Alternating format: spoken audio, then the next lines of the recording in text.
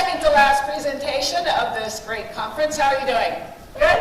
Good. Did they serve drinks or is it just coffee and soda? Coffee. I saw drinks. I asked Carla if she could serve wine during my presentation.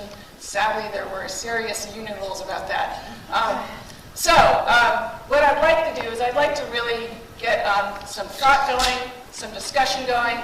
I'm going to be talking about the future of neuromarketing. I have a violin. There is relevance, I promise. And then I have a surprise guest for you. A good friend of mine has graciously offered to talk a little bit about the client perspective in neuromarketing. Trey Schroeder, the Associate Director at Kellogg's for International Insights, is here. I'd like to hear more from clients. That's one of our asks, and that's one of the things that we're hoping to see. So great to hear from Trey and how she sees things. We're going to leave 5 minutes for questions or more. If you have a comment during my speech, type up, right? Make this a dialogue. That would be great. So that's our agenda for the day, and then I'll get off the stage because I'm the warm-up act for a great neuroscientist that we're all waiting to hear. And thanks, Carla, for putting him last so everybody stays to the end. Can we also have another round of applause for Carla and team? She's been amazing and shown us a team.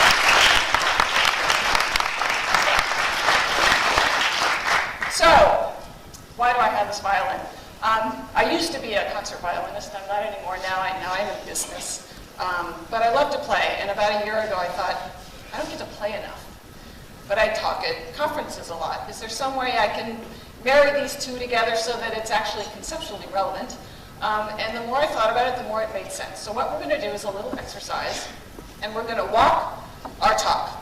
So we talk all the time that we measure things that can't be articulated, that can't be discussed, that are ineffable, inexpressible, right? So let's try that. I'm going to play some music, just a few minutes of a piece by Ernest Bloch. It's a Hebrew melody. There's a lot of emotion in the music.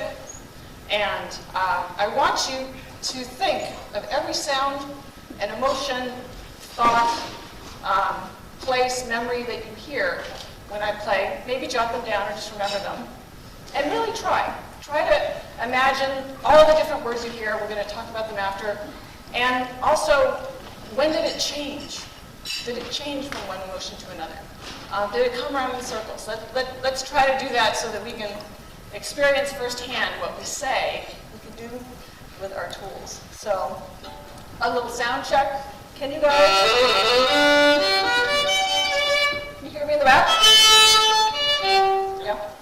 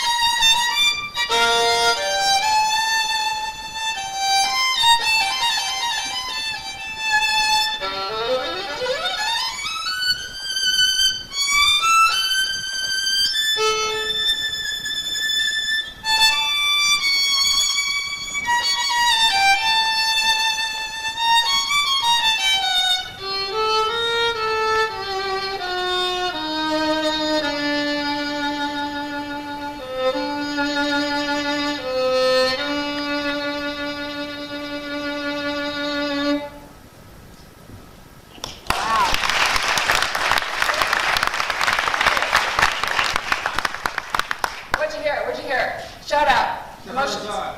Scheherazade. Hayida Shamama. Yes. Yes. Memories. What else?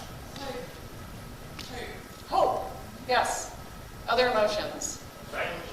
Nostalgia. What else? Sadness.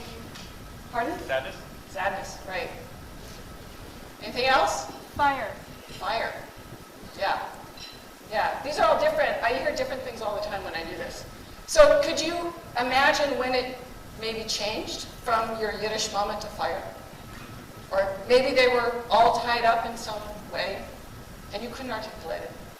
One of my asks for the industry, and I'll talk a little bit about an interesting music study we did at Forensics, is to study music. Especially music that doesn't have words, because that, more than anything else, has a massive impact on the brain, but we have no words for it. Music is what feelings sound like, and we have no words so often for it, but it's so powerful for advertising and marketing. So, let's talk a little bit about the industry, and I have only 3 slides with charts on them, so this will move along quickly. First, I wanted to give a little context. We all know about priming and context in this industry, right? Where is neuroscience today? And there's, of course, people here who know this better than I do, but this is what I hear, that we are looking for the clicker thing. We are pressing the computer, because that works too. Famous neuroscientist, Santiago Ramon Quijal. This is not to disparage neuroscience at all. This is simply to provide some context that neuroscience itself is a young field. And I hear things like, neuroscience is about where physics was in the early 1900s. Much has been learned, very important things have been learned, but there's still much more to learn. So if you get the feeling that you're riding a bucking bronco, or maybe a better metaphor would be a running horse, it's because we are. We are. And so that does add to the difficulty of understanding what's going on.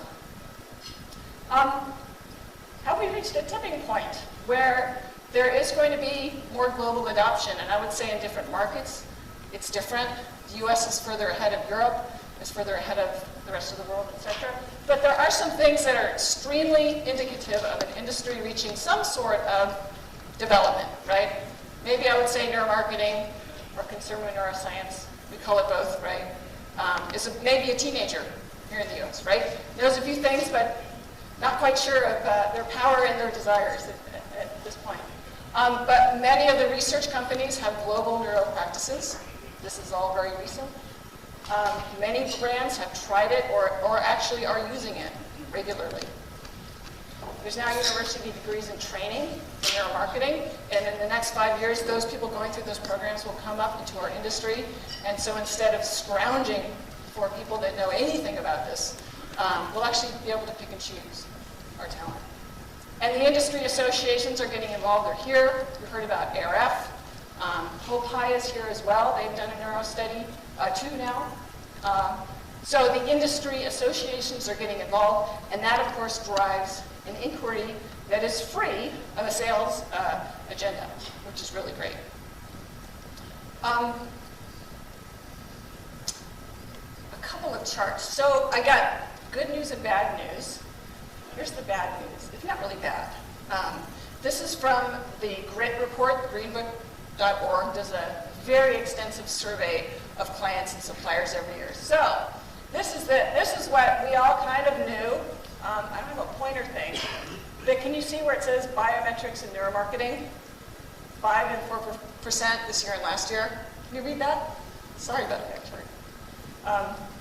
What this basically says is, in a survey of clients and suppliers, industry-wide, global, of all the projects you did, quantitative, how much of it was neuro and biomarketing, and it came out to a whopping 5%.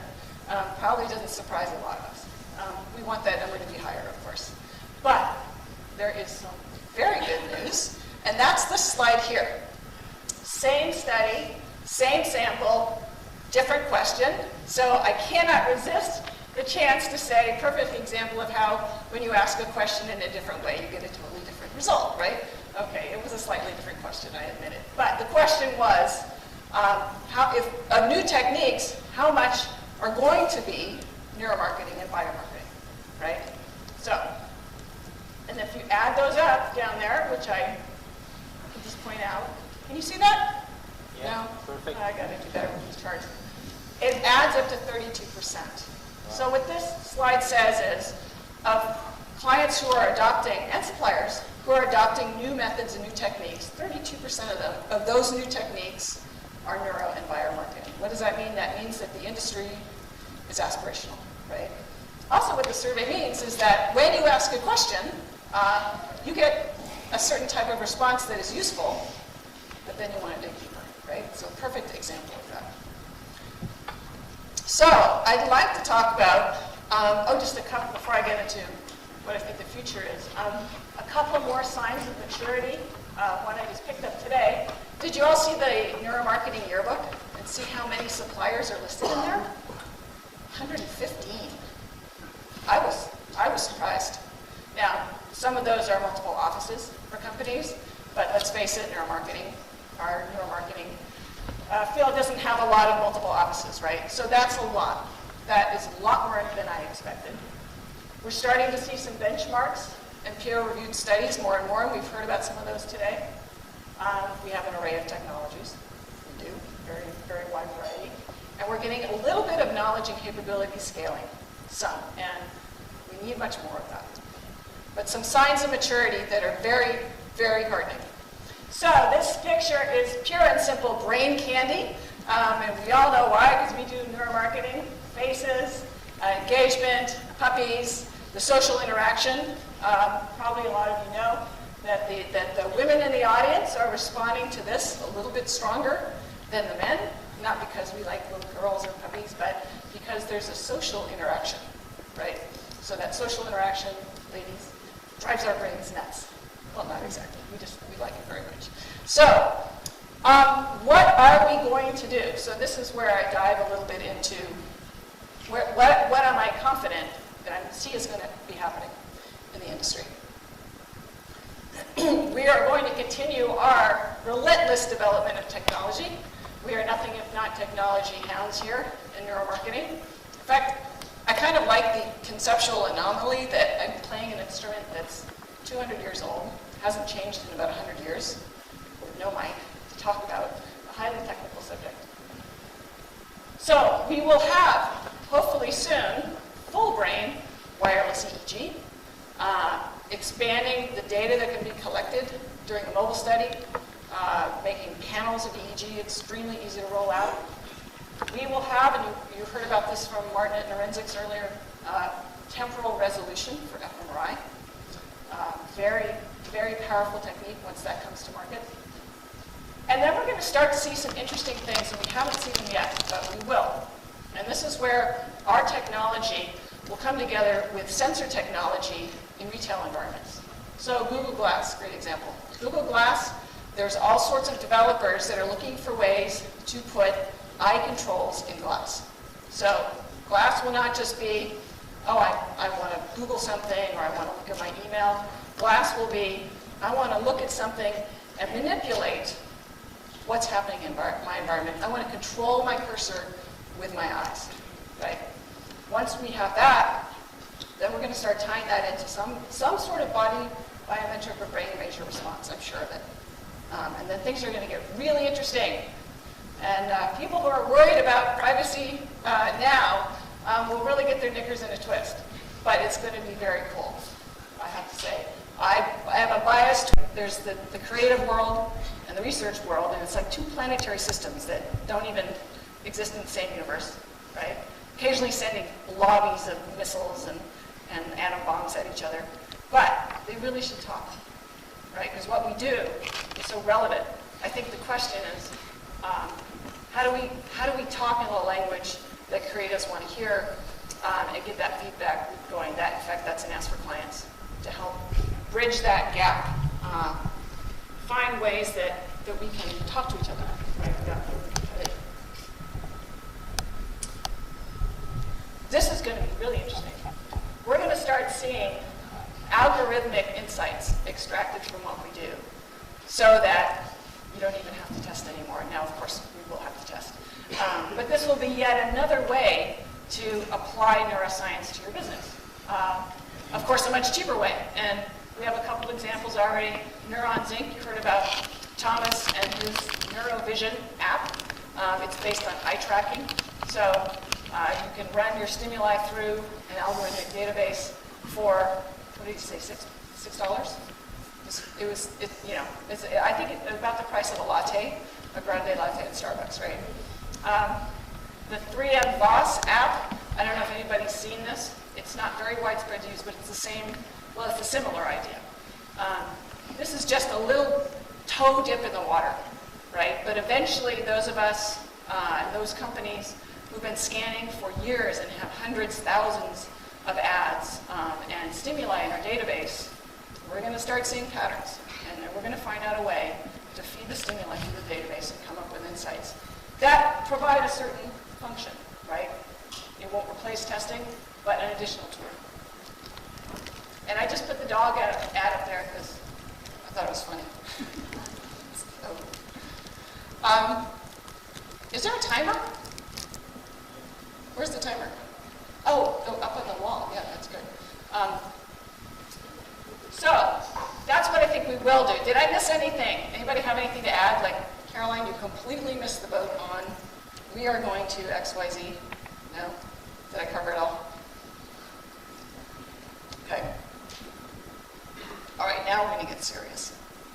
What should we do? This is, I'm sure, the largest collection of neuromarketers and neuromarketing clients ever, right? Carla? Has there been a bigger one? I don't think so. In fact, if there was an enterprising and evil company bent on turning back the tide of neuromarketing and going back to traditional research where we all belong in the good old days, they could simply surround the building, abduct us by aliens, and then poof, there goes neuromarketing. We're pretty much all in this room right now. But hopefully that won't happen, and we will continue to test another day.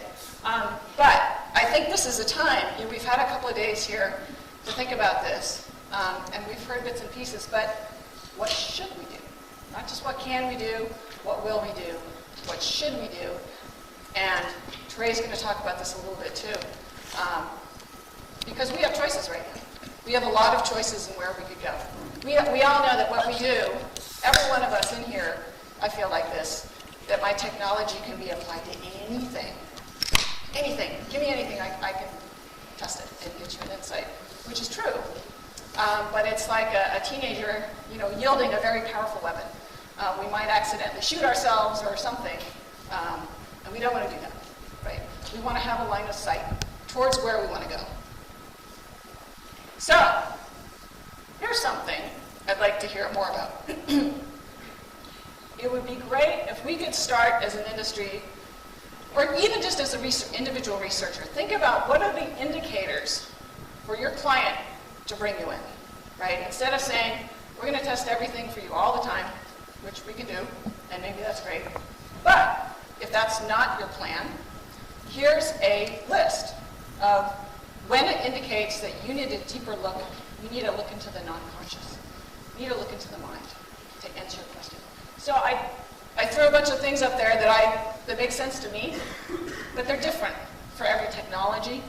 I think there's some flavor of these things, right? Certain emotional and cognitive issues will lead to certain methods of inquiry. But look for those. Help your clients. Help them understand when to use neuromarketing, your specific technology, and when not. I think they'll appreciate that and make it much easier for them.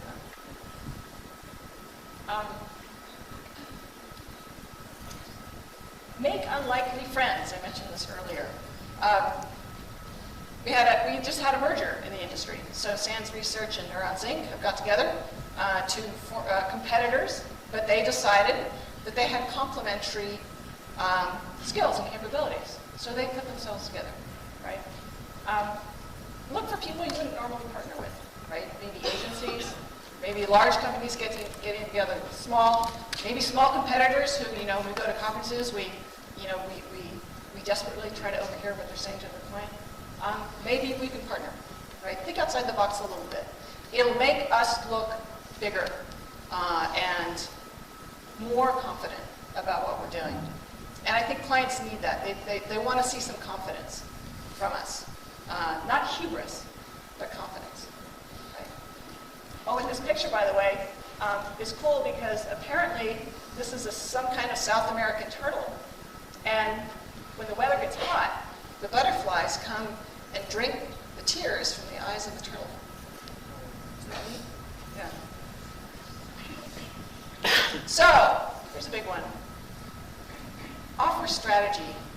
clients. Try to pull insights. Don't present data. Present insights. Don't present facts. Present stories. Don't talk about numbers. Talk about norms. Talk about what can you do with this. Now this is where it gets hard. This can get very, very difficult because we get this brain data and this biometric data, and sometimes we can't explain it. We really have no idea. But the more we do it, the more we'll get to an understanding of, the brain response just plummeted right there. Well, now I think I know why. I have a hypothesis, right? Don't be afraid to suggest a hypothesis, right? I think clients want that. They want the why, not just the what happened to the brain, but why. Give me something I can go act upon, right? Another way to put it, I heard Christoph say this earlier, clients want solutions, not, what was the other word? Solutions, not reports. That's another really nice way to put it. Okay, here's some ideas, which you may agree with, you may not, you may think they're crazy, but I took a stab at what I see as some obvious low-hanging fruit for some of the technologies. We need to be okay with specializing, because eventually we will specialize, and maybe within our practices, we have specialty practices. So, all of us can do so many things. We can test so many things. But within our technologies, find some specialties that you can really focus on, okay? And don't be afraid to say, I'm really good at this. I'm not so good at this, okay? So a couple to think about. EEG. With that wireless headset, people can walk around, brain response in real time, right? EEG is great at measuring cognitive load. Is it distracting? Is it coming in? What's going on? Am I overwhelmed? EEG is really, really good at that. It's good at many things, right? I'm not saying this, I'm not limiting. I'm giving some ideas to make sense of a neurojungle, right, for our clients. Facial coding. Facial coding is great because of how much it can test, right? Hundreds of thousands facial coding just came on the market, just a couple of years ago? And already thousands and thousands of ads have been run through. Those are big data insights, right? Big data scientists can come and jump all over that and find some interesting things, right? Real-time ad response. So you're watching an ad, facial coding, boom, boom, boom. This is true for other techniques as well, but I just put it here. We'll see that. We'll see real-time ad response in home and in store. I mentioned that earlier, right, with Google Glass. fMRI, great at measuring emotion. Dive deep into the living brain, understand exactly what emotions are coming in.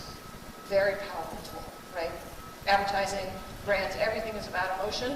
Can we come up with emotional benchmarks using this great technology, right?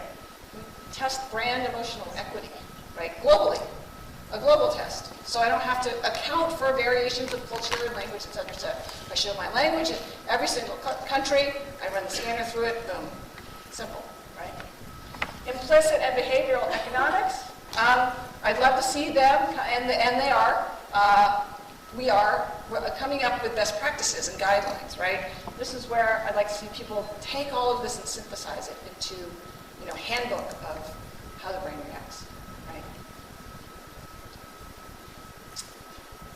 So we heard about this through Thomas's talk, and I cannot stress this enough. Don't tolerate poor science, either as a supplier or as a client. It can't be stated often enough. I'm not a neuroscientist, but I've worked with some of the best. And I have to tell you that I see firsthand that if the science is not good, your business is going nowhere, right? You won't have insights, your clients eventually won't trust you, and you yourself will lose your passion for your work because you know it's not good science. Take the time. It's a hassle. It can be expensive, and it can be painful, but take the time and the energy to make sure your science is as good as it can be. Right?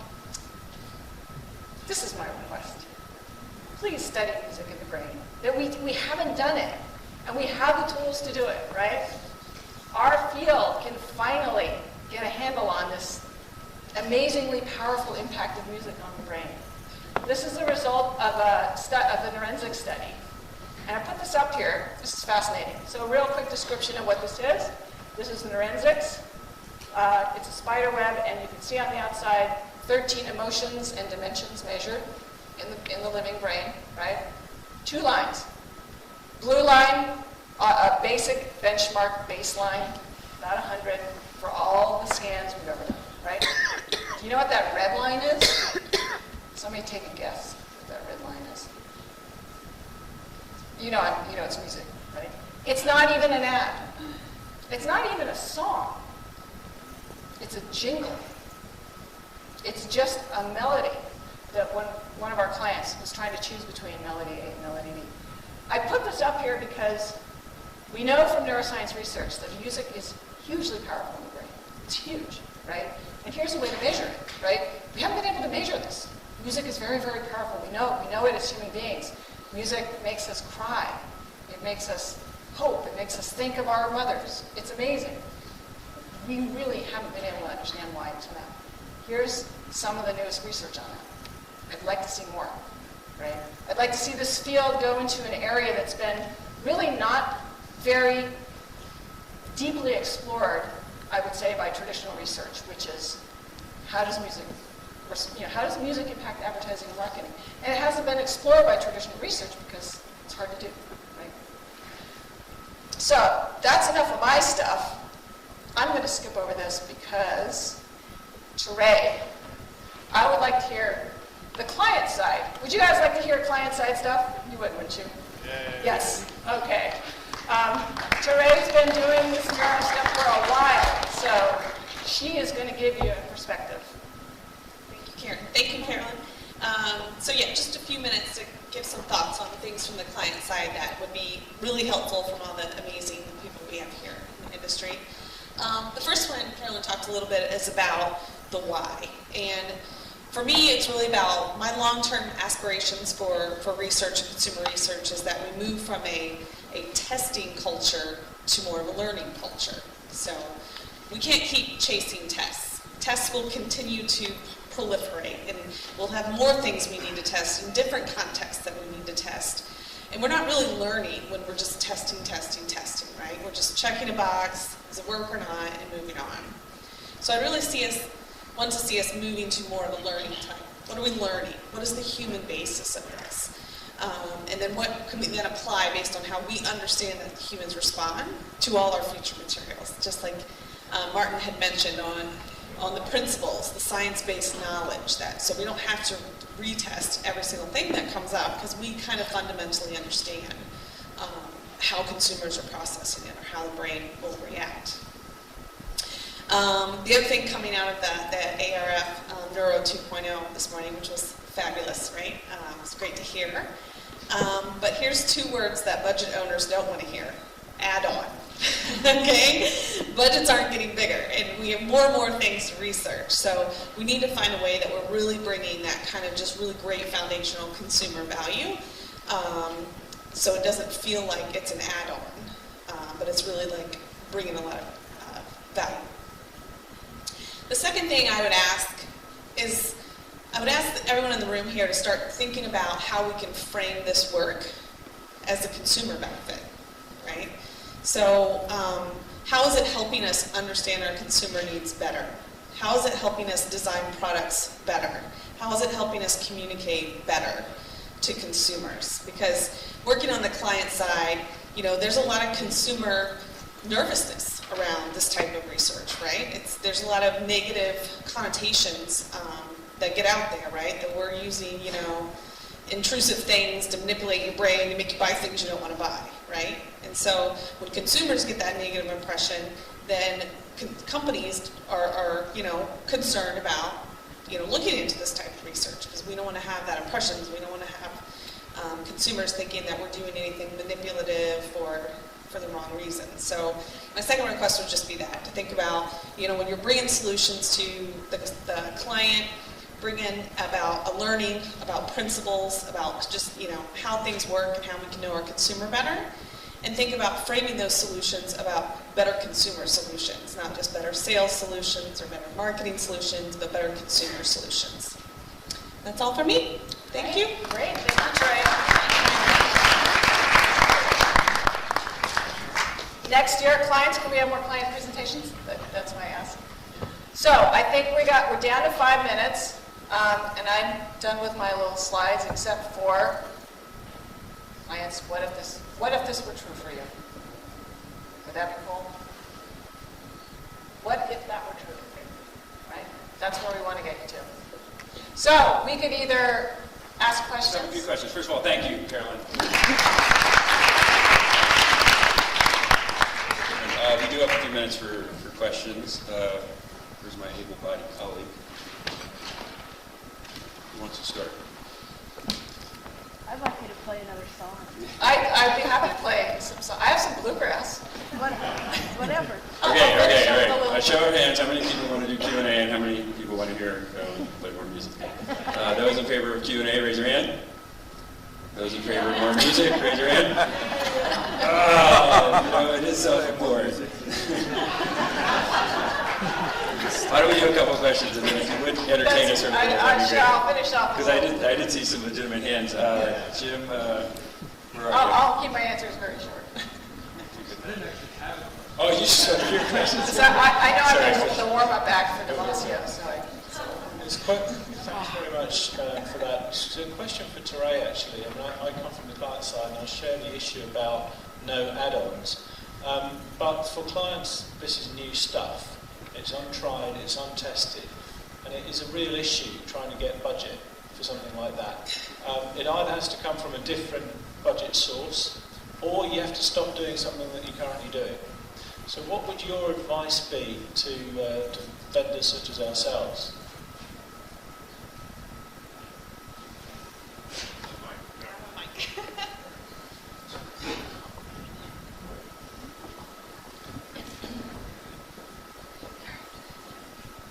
So my recommendation would be to be bringing different insights, right? So it's very hard, to your point, to say, okay, you know, instead of spending our copy test money on the copy test thing we've done for 20 years, we're going to spend that money somewhere else, right? And everybody in the, team like freaks out, right? Because they're so used to having it done that way.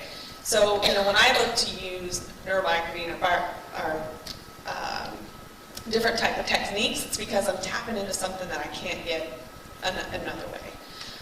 So I think for me, it's really about what is that unique insight that you can get to that nothing else can get to. And that's why I'm like, it's more about tests. It's not about tests. It's not about measures. Everybody has tests and measures, right? We just need to find like what is that really unique consumer deliverable that you can uniquely bring that would unlock greater potential for the business. Paul, I'm up? Okay. One of the things I'm finding is that we're doing a lot of testing post. I've done a commercial, I've done some creative, let's test it. So what can we do to actually be involved in the conversation with the creative from the client side in the beginning of creating the creative? Like how can we help guide them in doing something, so as opposed to, oh, you've tested it and it didn't test well, I'm not very happy because I poured my heart and soul into that commercial. Mm-hmm. Yeah, focus on the insights and the learnings and not on the score. Somebody earlier talked about score. It was interesting. They said something to the effect of, well, everybody just presents these scores, and how do we get away from that? I thought, no, that's not what we do. In many cases, we present, the score is here, but really it's about, gee, when you didn't show the face at the right angle, and so the brain got a little confused or something like that. Creators don't want to hear a score. I'm not a creative, but I can see that. They don't want to hear a score. They don't want another cretin researcher telling them how good or bad their ad is, right? But they'd like some insight. They would like some insight on how they can do their job.